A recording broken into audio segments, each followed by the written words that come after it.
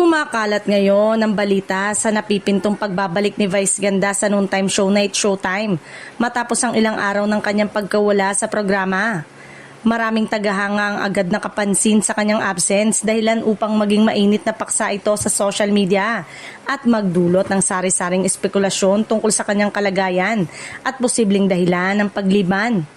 Ayon sa ilang ulat, pansamantala lamang ang kanyang pagkawala at may kinalaman umano ito sa personal na pahinga at ilang commitment sa labas ng programa.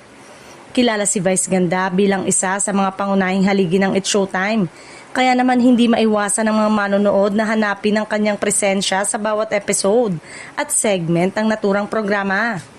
Lalong umingay ang balita ng kanyang pagbabalik na tila nagpapahiwatig na malapit na siyang muling humarap sa madlang people.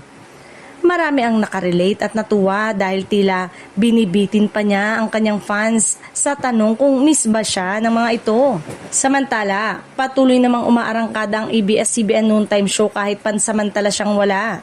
Nananatiling solid ang samahan ng mga co-host na patuloy na nagbibigay ng saya, energy at aliw sa mga manonood. Araw-araw kaya nananatili pa rin ang lakas ng programa sa kabila ng kanyang pansamantalang pagkawala.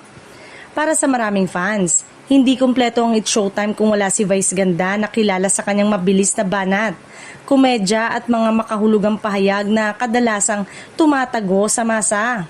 Kaya naman sabik na ang lahat na muli siyang mapanood at marinig ang kanyang iconic na hugot at joke sa live shows. Sa ngayon, malinaw sa damdamin ng mga tagahanga na inaabangan na ito ng buong bayan.